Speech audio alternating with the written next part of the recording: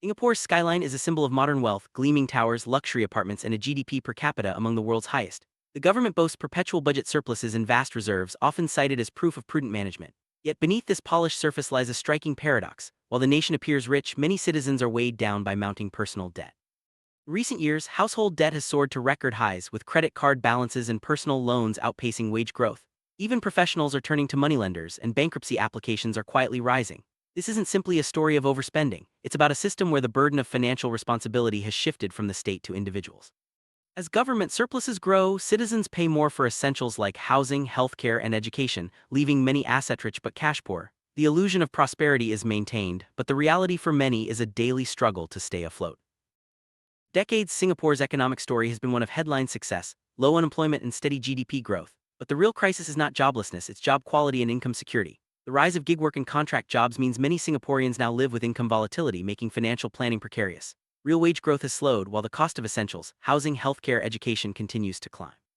Middle class, once the backbone of Singapore's prosperity, now finds itself squeezed, earning too much for subsidies but too little to comfortably afford rising costs. Many are just one crisis away from debt, relying on credit cards or loans to bridge gaps. This shift is not accidental, it's the result of policies that prioritize fiscal surpluses and market pricing over broad-based affordability.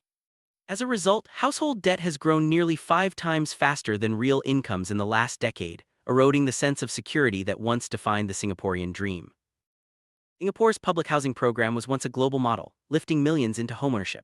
But today, the story has changed. HDB flats, once affordable, now cost up to 7 times the median annual income, and most buyers take on 25-year mortgages. The government prices new flats based on market land values, even though the land is already state-owned, inflating prices and generating surpluses for the state.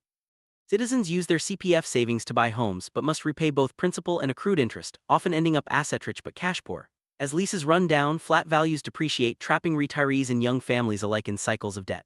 The promise of asset enhancement has faded, replaced by anxiety over mortgage payments and future affordability.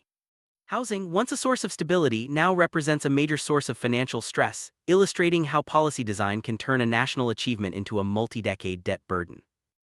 At the heart of Singapore's debt paradox are policy choices that shift costs from the state to citizens. The CPF system, designed as a forced savings plan, delivers low returns compared to what the government earns by investing those funds. Healthcare relies on co-payments and insurance, leaving many to pay out of pocket for major expenses. Goods and services tax, GST, has risen steadily, taxing consumption more than wealth, and government-linked companies dominate essential services, passing on price hikes to consumers. While the government accumulates reserves and runs persistent surpluses, social spending remains low relative to GDP, and the average household faces mounting financial pressure. This structure has created a society where both the government and citizens are saving, but neither feels secure. The result is a nation that appears prosperous on paper, but where many live with silent anxiety, juggling debt just to maintain a basic standard of living.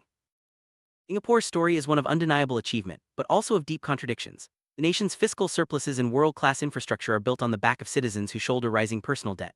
As Liang Shi-hyan and others have argued, true prosperity means more than impressive balance sheets, it means ensuring that wealth is shared and that citizens can live without fear of falling behind. Policy reforms are needed. Greater transparency in national accounts, fairer CPF returns, affordable housing based on cost rather than market value, and a stronger social safety net. Only by rebalancing the relationship between state and citizen can Singapore move from a model of individual risk-bearing to one of collective security. In the end, the resilience and dignity of its people, not just its reserves, will define Singapore's true wealth.